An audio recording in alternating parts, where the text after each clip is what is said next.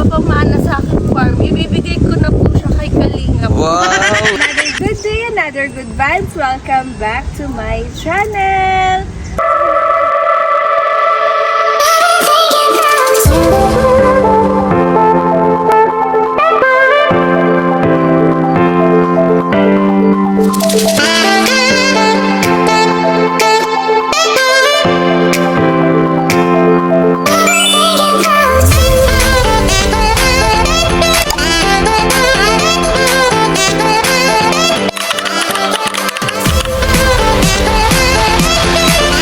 Andito po kami sa farm plate and dito po kami magla-lunch nila Dan, nila Mama Gemma at nila Hana po. So yun, samahan nyo kami and maglilibot-libot po kami. Hi guys! Tarang, hi guys! Andito kami sa Farm plate! farm plate, yan. Yes. Isa sa sa itinerary namin. So, Just ano yata, parang once na nasa Legazpi ka at turista ka, dapat palang isa yata to sa dapat mong puntahan.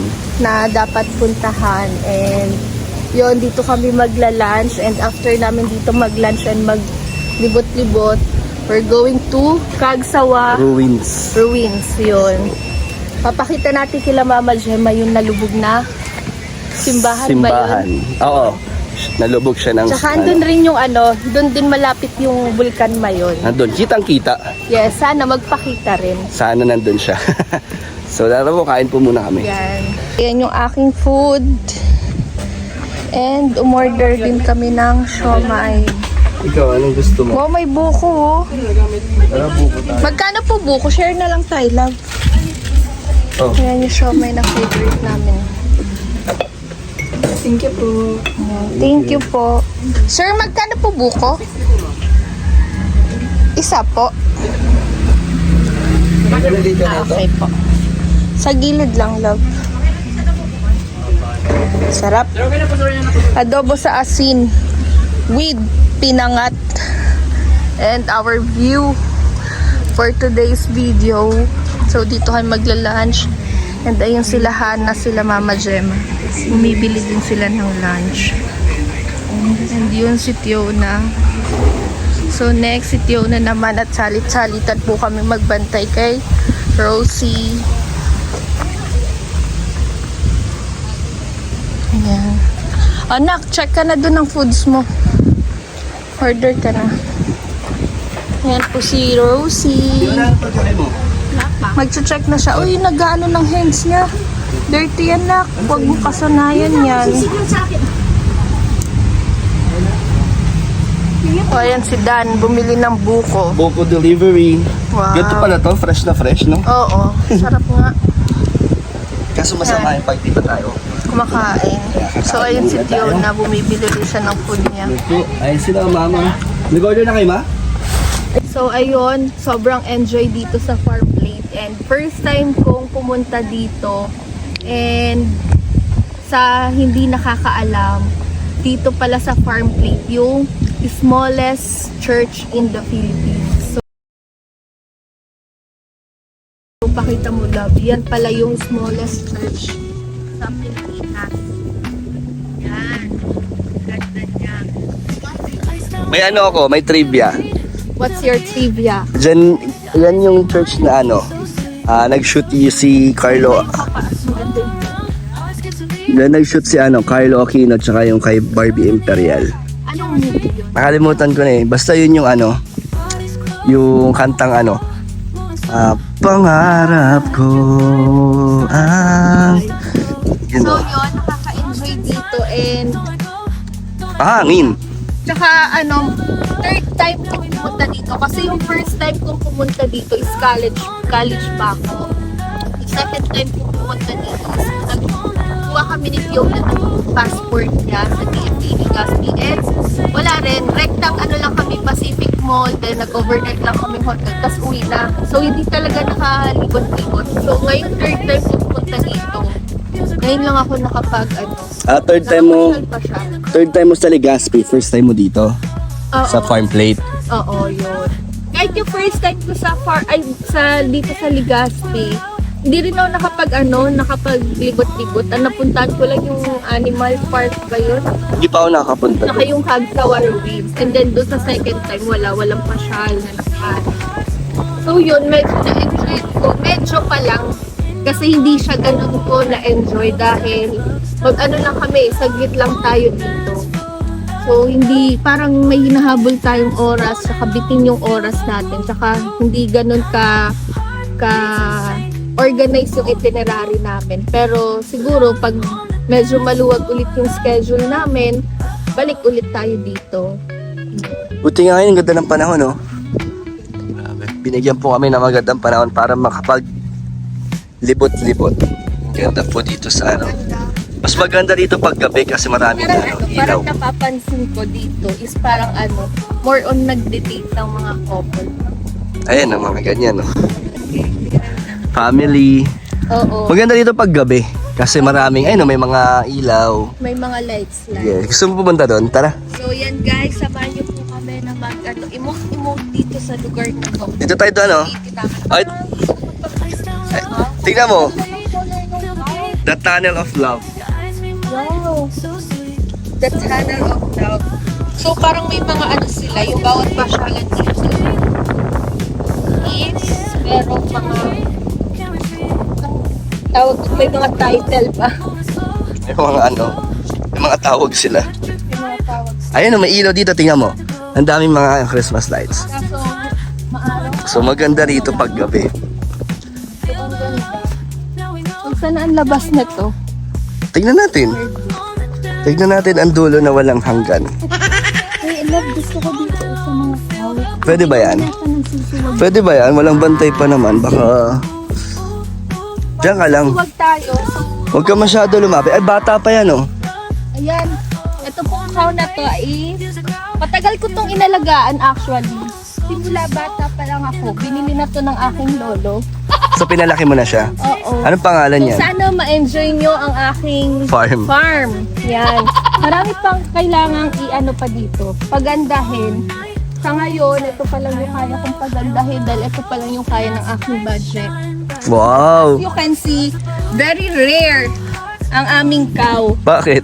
Kasi sa ibang bansa ka lang makakakita ng mga Wow. kanyang cow. Di ba kadalasan na cow na natin dito sa Pilipinas? Plain. Yan. Yan, very rare. Siguro in-export yun ng lolo ko. Alam ko lahi niyan, Dalmatian. Uy, dami ka na dyan. Yung lolo ko. Inaabot ka na. In-export po yan ng lolo ko from From Australia. Sa Australia ba may mga cow? Hindi ko alam. Australia yata yung mga puro cow. So yan, dalawa pa lang po sila and nagbe-breed po kami ng mga cow. So sa mga gusto po na umorder pag bumili, message nyo lang po ako. Wow. Pag may maniwala dyan, ha? Baka may message sa'yo. Ano po plano dito? Siguro dito, cow area lang dito. Then may mini church din po kami dito. So samahan nyo po kami na tignan ng aming mini church. So, Sige. as you can see, ito ang aming mini church. Nagawa po yun ang aming lolo. The Little Chapel.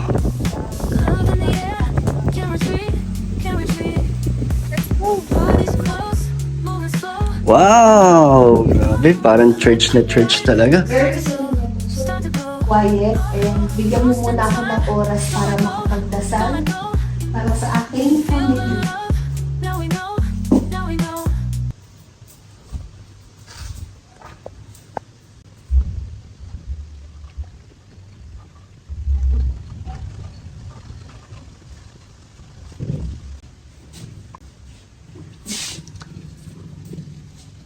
So hindi tayo pwede mag-vlog dito kasi respeto lang din. Daming rosary, oh. Yeah. Sign of respect. Let's go. Ah, ito.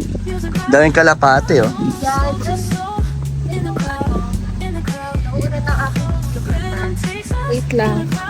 Ito, tignan mo. May Yan yung cemetery. cemetery. Yung mga angkan ni Papa, dyan na lang namin dinalagay para May sarili kayo. May sarili ka. O ito, maging butterfly ka muna. So dito, si Fiona, pag wala siyang ginagawa, ito dito.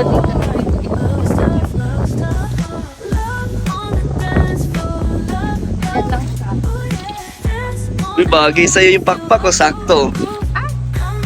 Yan.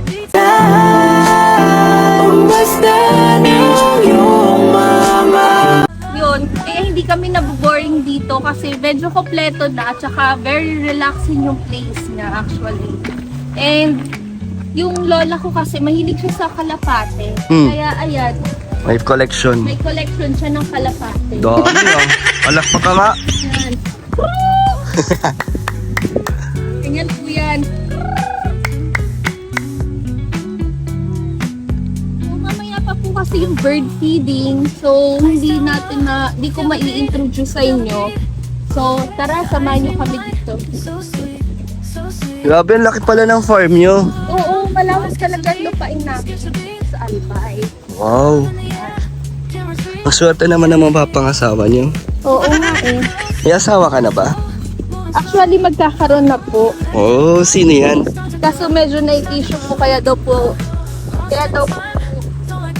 naging jowa ko daw po kasi ang habol daw po sa akin ng nag-espera. Actually, yes po talaga. Itong ipapamana sa aking farm, ibibigay ko na po siya kay Kalingap. Wow, swerte naman nun. Napakaswerte po ni Kalingap. Pero ganito lang kalaki yung bahay. Kasi instant tagapagmana na po siya ng mga lupain siya ni Oko. Wow, grabe.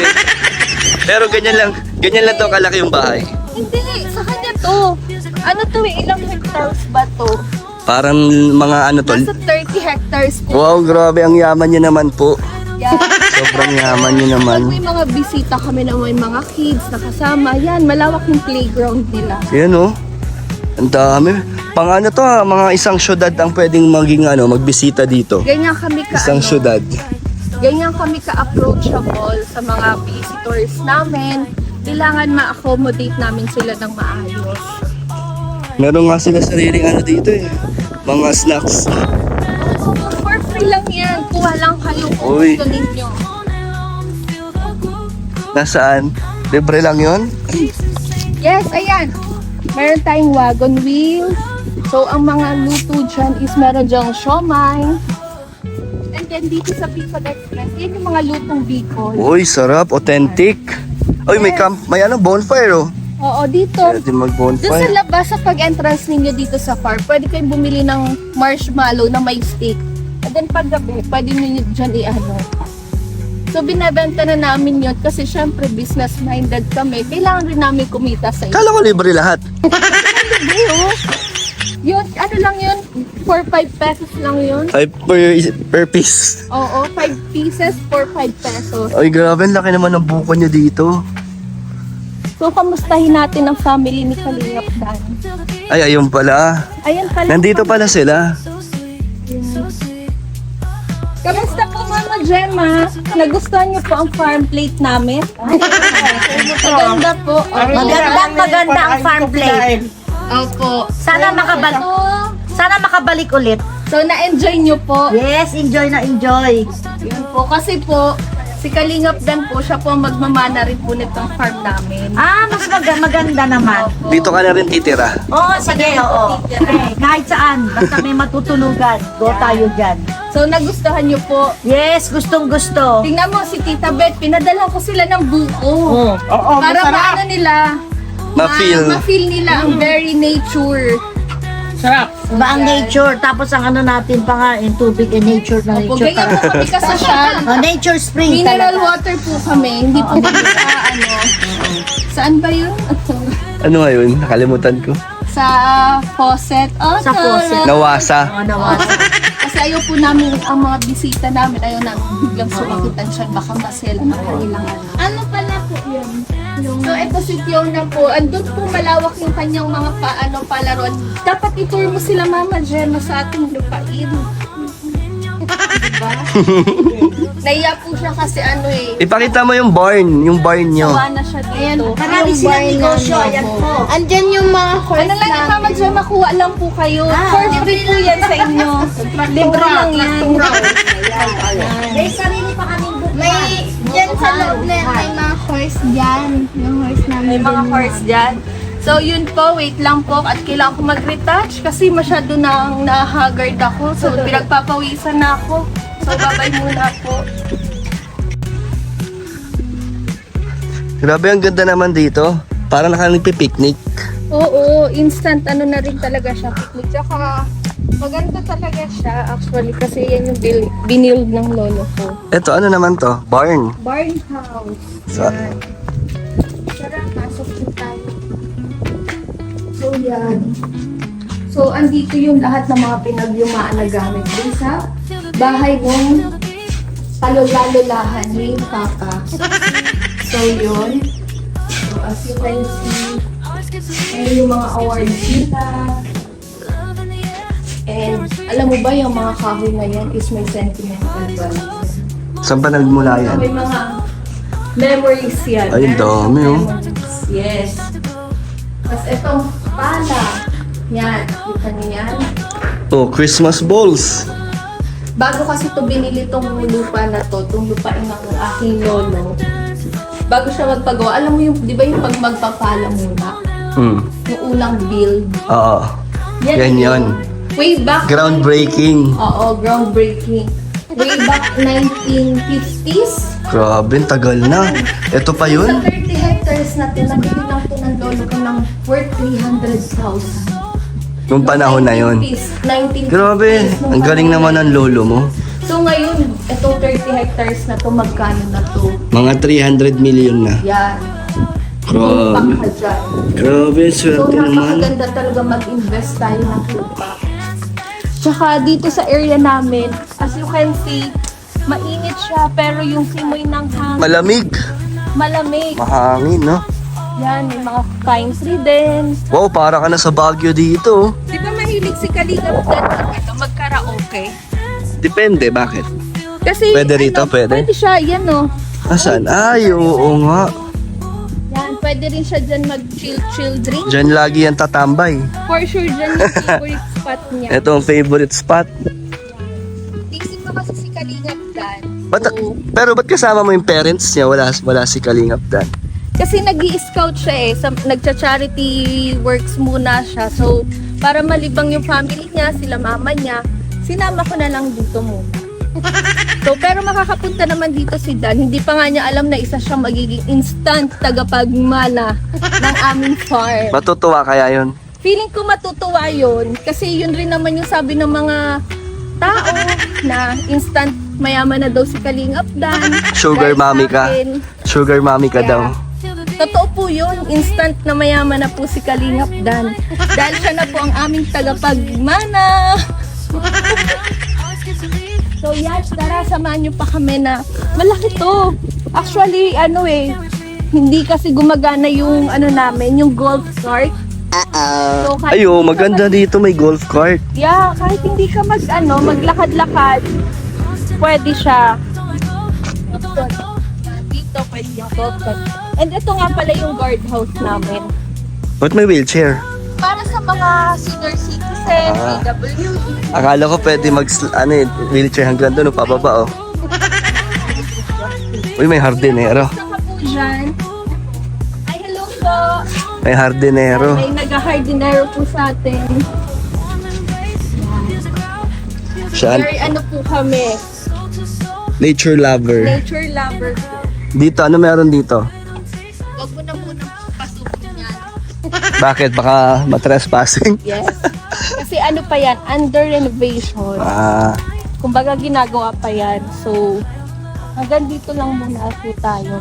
Kasi you can see ang ganda ng... Ito yung pinaka-center ng aming lugar. etong barn.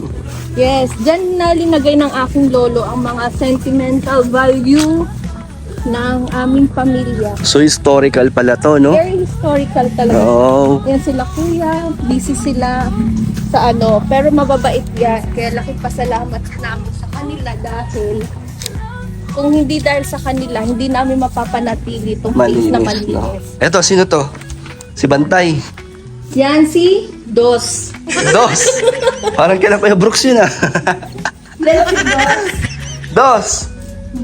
Say hi to my vlog! Wala. Yan, wala po. Pero mababait po yan. So yan, napaka-presko. Sa taas, ayaw mong umakyat? Diba kakaiba ang Oh, grabe. Very vintage. Yan. At ang dating Cowboy hat ni lolo mo. cowboy hat ni lolo ko. Ayan. Restroom namin. So, Oh, so ano aesthetic na yung restroom nyo and look at this. Uy, grabe. Pang Japan. Yan.